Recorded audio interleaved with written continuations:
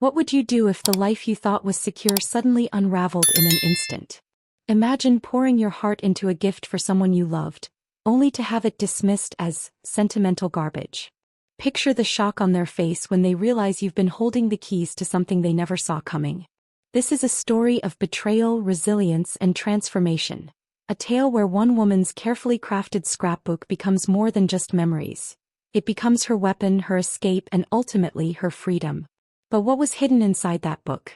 And how did it change everything? Stay tuned to uncover the power of reclaiming your worth. Sarah sat on the edge of her seat, her heart pounding as she clutched the carefully wrapped scrapbook in her hands. It was Mark's birthday, and she had spent weeks pouring her soul into this gift, a handmade collection of memories from their life together. Every page was a testament to their journey. Photos of their wedding day, tickets from trips they'd taken, little notes they'd written to each other over the years. She wanted it to be meaningful, something that would remind him of all they had shared. But when Mark finally glanced at the gift, his expression didn't soften as she had hoped. Instead he muttered, "Useless," tossing the book onto the table as though it were trash. Sarah's chest tightened, her breath catching in her throat. "What is this?" he asked, gesturing dismissively at the scrapbook. "This is the best you could come up with? A pile of pictures and sentimental garbage? You're ridiculous, Sarah." Her hands clenched in her lap, but she forced herself to stay calm. "I thought you'd appreciate something meaningful," she said softly. "It's a collection of memories, everything we've been through together." Mark rolled his eyes. "What we've been through? Please." He stood up, running a hand through his hair. "I'm tired of all this overly emotional crap. You could have gotten me something useful. But instead you waste time on this nonsense. It's embarrassing." Sarah took a deep breath, trying to keep the sting of his words from showing on her face. "Mark, He interrupted her, his voice sharp. "You don't get it, do you? This isn't working anymore. You're not working anymore. I need someone who can actually add value to my life, not drag me down with this pathetic attempt to be thoughtful." Her stomach twisted. "What are you saying?" He smirked, crossing his arms. "I'm leaving you, Sarah. I've met someone else, Lucy. He's 20, exciting, and she actually knows how to have fun. Unlike you." The words hit her like a punch to the gut. Sarah's world shattered in an instant. She felt the ground beneath her crumble, but somehow she managed to keep her composure. Her voice trembled but remained steady. "And you think this is the right way to tell me? After I put my heart into this?" Mark laughed. A cold, dismissive sound. "Your heart. That's the problem, Sarah. You're all heart and no substance. I deserve more." For a moment, Sarah sat in silence, his words echoing in her head. Then to her own surprise she started to laugh. It wasn't bitter or forced. It was genuine, loud, and cut through the tension in the room like a knife. "What's so funny?" Mark asked, narrowing his eyes. Sarah stood up, still laughing, and reached for the book. "You don't even know what you're walking away from," she said, flipping to the back page. She pulled out the folded deed tucked inside and held it up. "This," she said, her voice dripping with icy calm, "is the deed to a vacation house I bought for us. I was going to surprise you tonight, but I guess that's off the table now." Mark's jaw dropped. You bought a vacation house?" Sarah smiled sweetly, slipping the deed into her purse. "Looks like Lucy won't be enjoying that, will she?" Mark's face twisted into something between disbelief and panic. For the first time all evening he was at a loss for words. "You bought a house?" he finally stammered, his smug confidence crumbling. "Since when do you make decisions like that?" Sarah tilted her head, her smile never wavering. "Since I realized I can't depend on you for anything meaningful, Mark. While you were busy finding excitement with a 20-year-old, I was building a future for us. Silly me for thinking we wanted the same things." Mark opened his mouth to retort but closed it again, his eyes darting to the book still lying on the table. It was as if he were trying to figure out how this had slipped through his fingers. Finally he spoke, his voice lacking conviction. "You're overreacting. This doesn't change anything. Lucy and I—" Sarah cut him off, shaking her head. "Lucy and you? Oh, Mark. I don't care. Take her. Take your exciting life and get out of mine. You've made it abundantly clear where I stand." She walked out of the living room and into the bedroom they once shared. The sound of Mark's sputtering excuses followed her as she packed a small overnight bag. She paused for a moment, staring at the photos on the dresser, wedding pictures, trips they'd taken. Moments that once seemed so full of promise now felt like relics from another life, one she'd been clinging to for far too long. By the time Sarah returned to the living room, Mark was standing by the door, his arms crossed in what she assumed was an attempt to look composed. "You're really just going to leave?" he asked, his tone incredulous. "I am," she said simply, brushing past him. "This is ridiculous," he snapped. "You're being petty, Sarah. You'll regret this." She paused at the door, turning back to face him. "Maybe. But at least I won't regret staying in a marriage where I'm nothing but a punchline to you." With that, she stepped outside. The night air was cool against her face, and she felt the weight of Mark's expectations lift off her shoulders as she drove away, the deed safely tucked in her bag. Sarah drove straight to Helen's house. Helen was the only person she could think of who would truly understand what had just happened without judgment. When Helen opened the door, she took one look at Sarah and frowned. "What did he do this time?" "Can I come in?" Sarah asked, her voice steady but tired. Helen stepped aside, waving her in. "Kitchen or living room?" "Kitchen," Sarah said, knowing Helen would already be reaching for the wine. Minutes later, they were seated at Helen's small kitchen table, a glass of Merlot in front of Sarah and Helen's undivided attention across from her. "So," Helen said, leaning back in her chair, "spill." Sarah took a deep breath and recounted everything, from the scrapbook to Mark's cruel words, to his grand announcement about Lucy. By the time she got to the part about the vacation house, Helen's jaw had dropped. "He called you useless after all you've done for him?" Helen said, her voice rising with indignation. "And then had the audacity to tell you he was leaving for some 20-year-old? Are you kidding me?" Sarah shook her head, swirling the wine in her glass. "Nope. That's Mark, always so self-assured, always thinking I'd just roll over and accept it." "But you didn't," Helen said, a smile breaking through her anger. "You walked out. You took back the house. Honestly, Sarah, good for you." Hearing Helen say it out loud made something inside Sarah shift. She hadn't just walked away from Mark. She'd walked away from years of trying to be someone he could appreciate. Someone who would never be enough for him. "What now?" Helen asked, snapping Sarah out of her thoughts. "I don't know," Sarah admitted. "I've been so wrapped up in making our marriage work, I don't even know who I am outside of it." Helen reached across the table and placed a hand over Sarah's. "You figure it out, one step at a time. But first you stay here tonight. No arguing." Sarah smiled. "Thanks, Helen." Later that night, as Sarah lay on the couch in Helen's living room, she felt the exhaustion of the day finally catch up to her. But beneath the tiredness was something else: relief. Mark was no longer her problem. For years she'd bent over backward to make him happy, and now she didn't have to. She didn't know what the future held, but for the first time in a long time, she was excited to find out. The morning after Sarah left Mark, she woke up in Helen's living room to the sound of her phone vibrating relentlessly on the coffee table. Groaning, she reached for it, squinting at the screen. Missed calls, 6. Text messages, 14. All from Mark. She unlocked her phone, scrolling through the barrage of messages. "Where did you go? We need to talk." "You're being childish, Sarah. You can't just walk away like this." The last one made her laugh bitterly. "Walk away?" That's exactly what he told her he was doing last night. Helen wandered into the room, a cup of coffee in hand. "Let me guess, Mark?"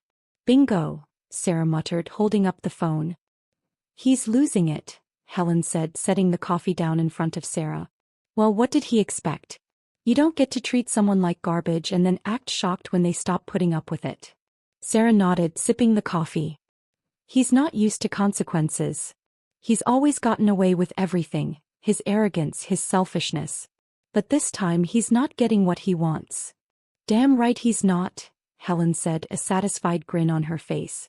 Later that day, Sarah received another text. "I'll come by the house later. We need to sort this out." My house, Sarah thought. He was still acting like it was his, like he had any right to come and go as he pleased. She thought about replying, telling him to stay away, but then she remembered something Helen had said the night before. Let him stew in it for a while. Instead, Sarah ignored the text and spent the day with Helen, helping her with errands and catching up on parts of her life she'd neglected for years. By the time she returned to her house that evening, Mark's car was already parked in the driveway. She parked on the street, taking a deep breath before walking up to the door. He was pacing in the living room when she walked in, his expression a mix of anger and desperation. "You finally decided to show up," he said, his voice sharp.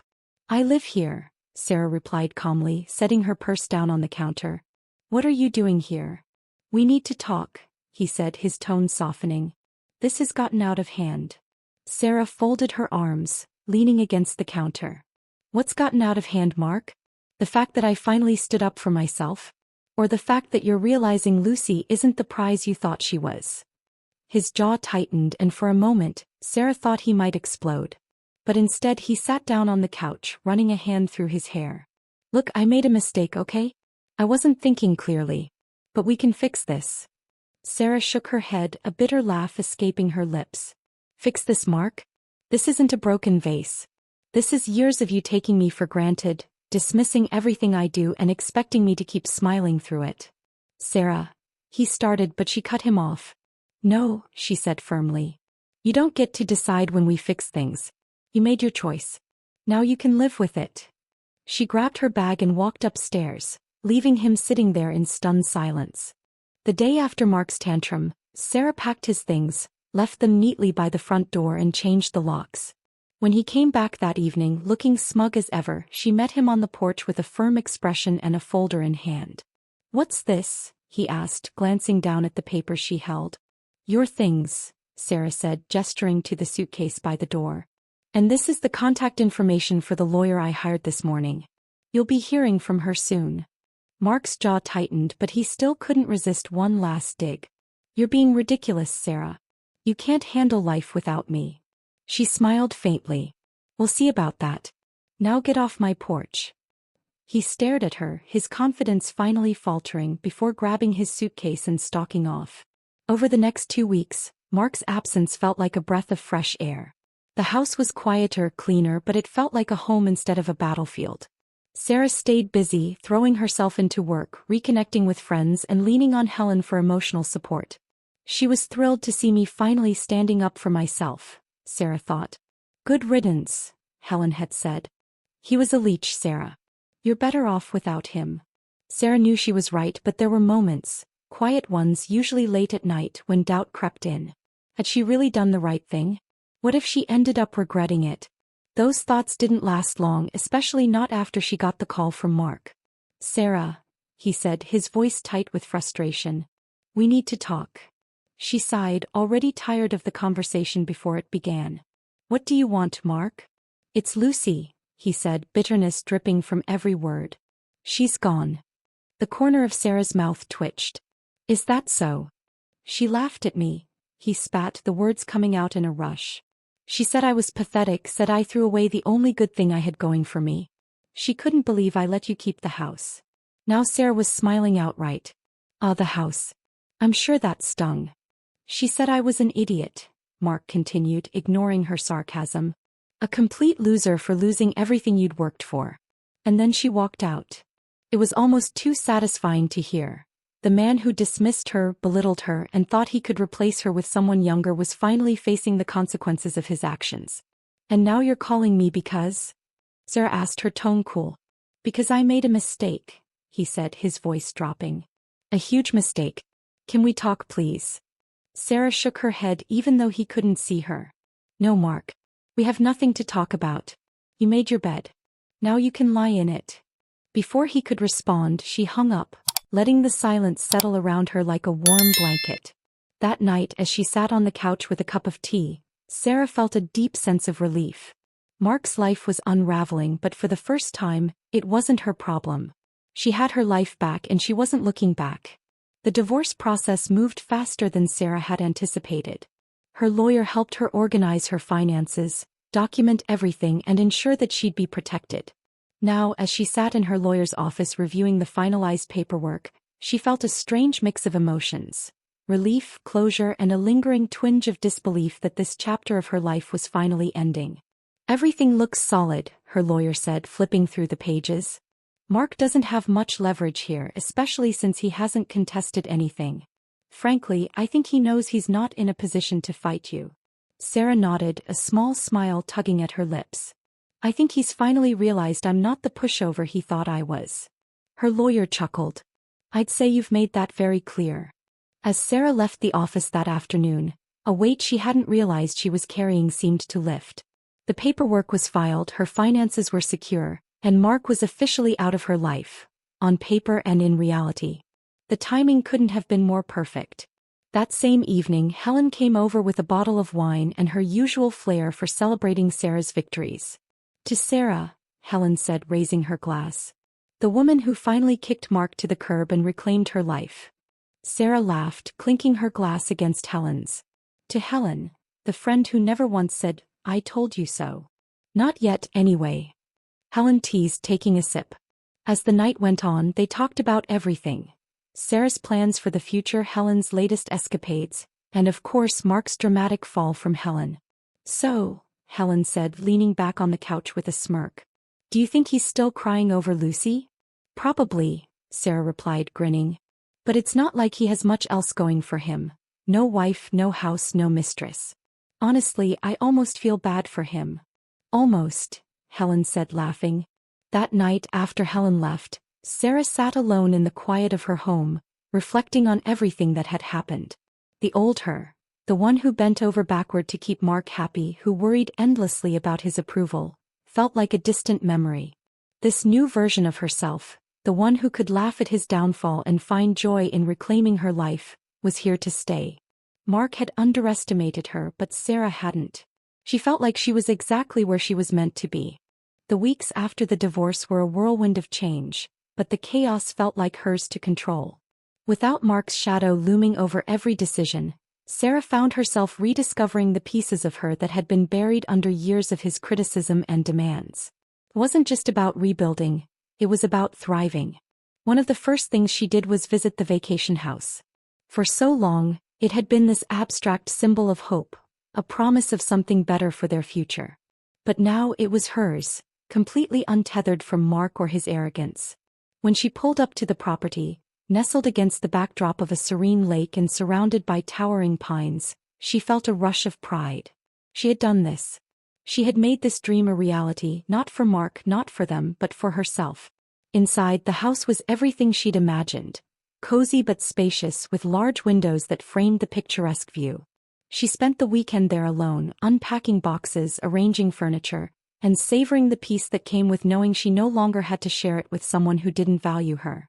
Helen came to visit the following weekend, bringing her usual brand of contagious energy. This place is amazing, she said, spinning in a slow circle in the living room. How did you keep this a secret for so long? I don't know, Sarah admitted, laughing. I think I wanted it to be perfect before I shared it with anyone. And honestly, part of me was afraid Mark would ruin it. Well, it's perfect now, Helen said, plopping onto the couch. And you deserve every bit of it.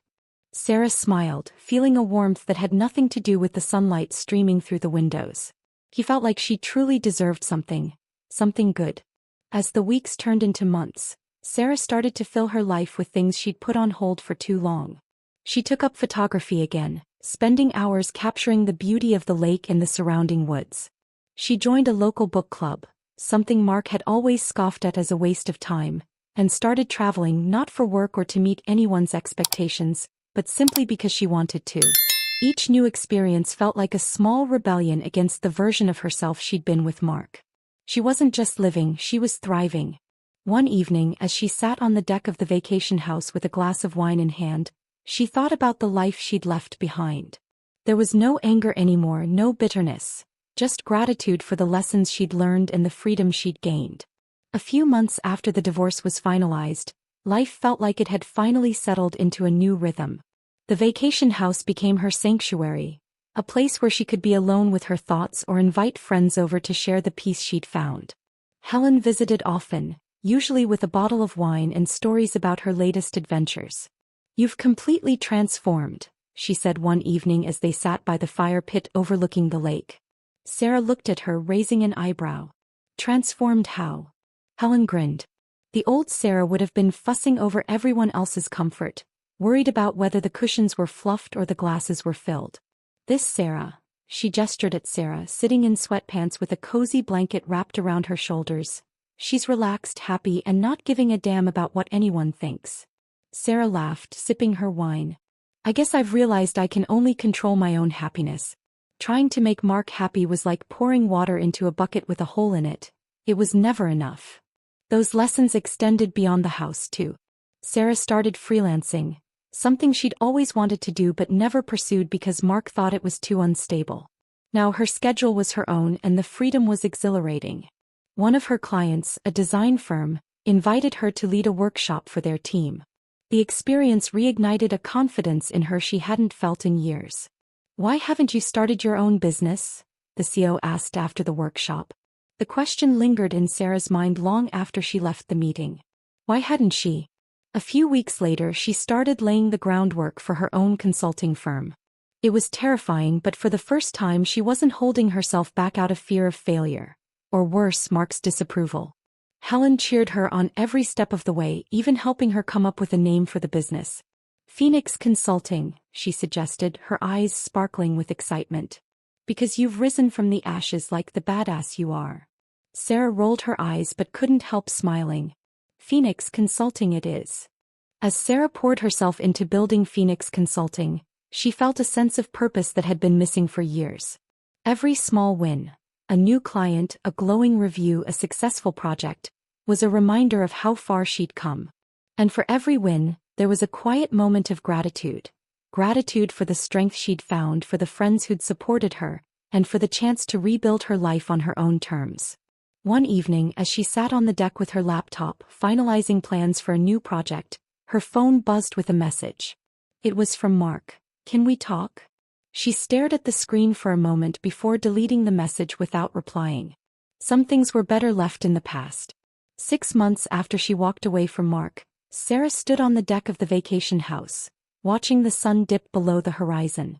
The lake shimmered with hues of orange and pink, the kind of view that used to feel like a luxury but now felt like a promise she'd made to herself and kept. Phoenix Consulting was thriving, far beyond what she'd imagined when she started. The freedom to choose her clients, her hours, and her projects made her feel alive in ways she hadn't felt in years. Helen visited that evening as she often did, carrying a box of pastries from a local bakery. You know, she said, setting the box on the table, I never thought I'd say this, but I think Mark did you a favor. Sarah laughed, pouring them both a glass of wine. You're not wrong. If he hadn't been such a jerk, I might still be stuck trying to make him happy. Helen raised her glass to Mark. To the world's most clueless man for setting you free. They clinked glasses, laughing, but Helen's words stayed with Sarah long after she left. She'd been so focused on moving forward that she hadn't stopped to reflect on just how much had changed. The timid version of herself who constantly sought Mark's approval felt like a stranger now. This new life wasn't just about escaping a bad marriage. It was about rediscovering who she was, what she wanted, and what made her happy. And she felt like she knew the answers. As the stars began to dot the sky, Sarah grabbed a notebook and pen, jotting down ideas for the future. A new marketing strategy for Phoenix Consulting, a list of places she wanted to travel to next, goals she hadn't dared to dream of until now. Later, as she closed the notebook and looked out at the lake, she realized something. She wasn't just free from Mark's expectations. She was free from her own doubts, the ones that had kept her small and scared for so long. A month later, Sarah received an email from one of her new clients. The subject line read, Keynote Opportunity.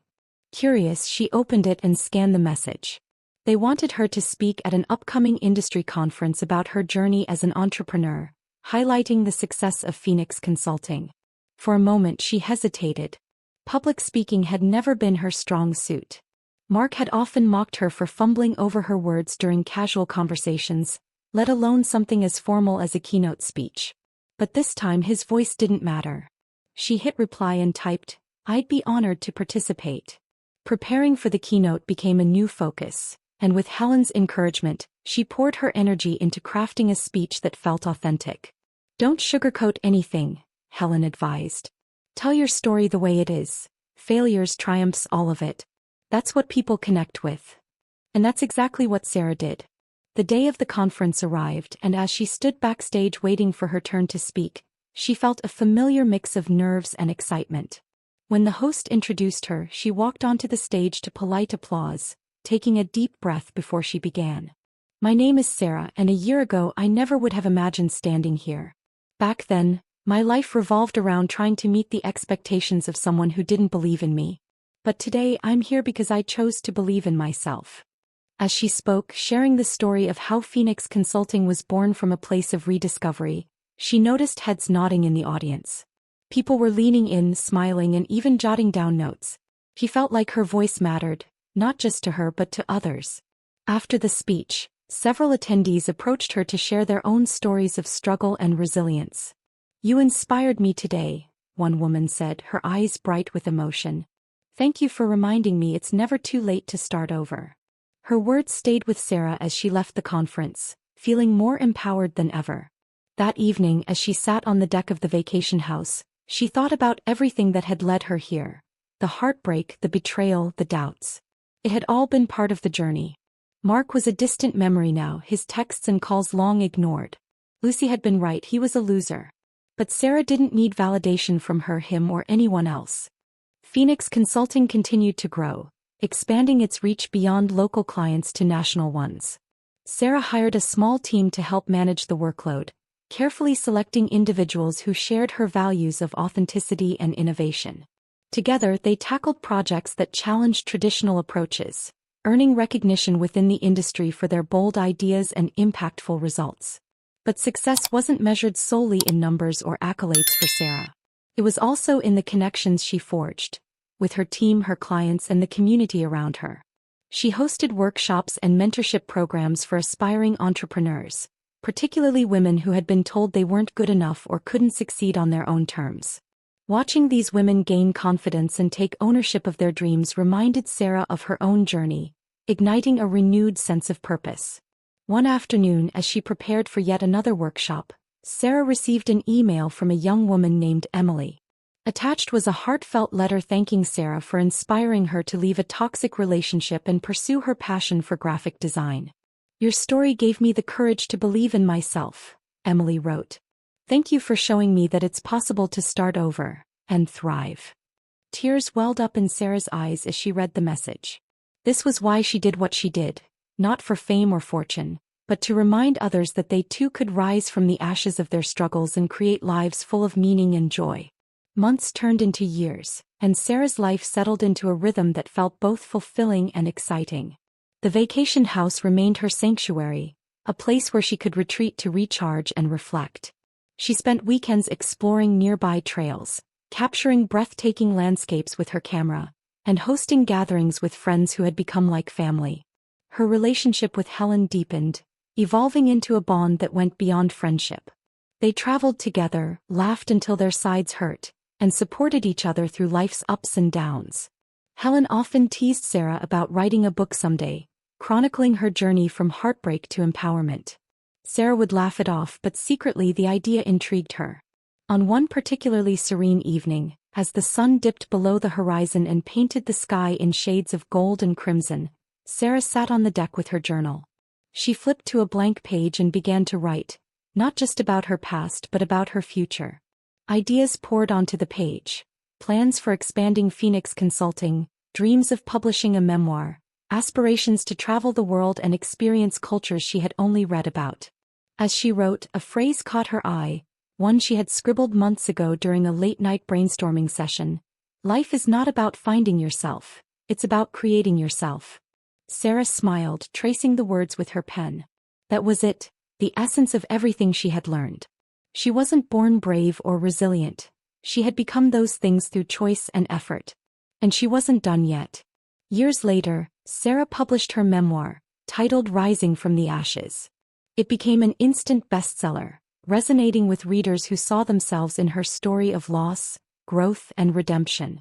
Book signings and speaking engagements took her across the country, where she met countless individuals whose lives had been touched by her journey.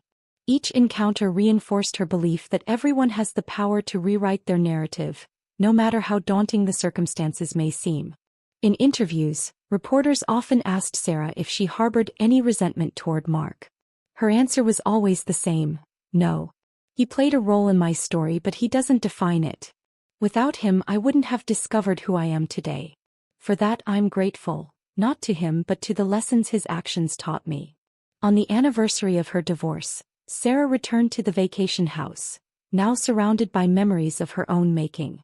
She lit a candle on the deck, letting its flickering flame symbolize the light she had found within herself. As she gazed out at the lake, she whispered a simple thank you, to the universe, to her friends, and to the woman she had become. This was her ending, but it was also her beginning. Sarah had written her story with grit, Helen, and unshakable determination. And as she closed her journal that evening, she smiled, knowing the next chapter was waiting to unfold.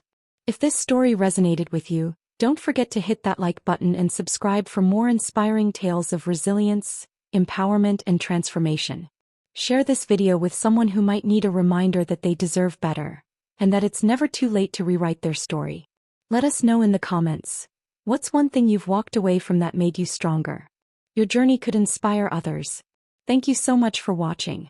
Remember, life is about creating yourself, not finding yourself, and every chapter is yours to write. I'll see you again soon with another story to uplift and motivate. Until then, take care, stay strong, and keep shining. Bye for now.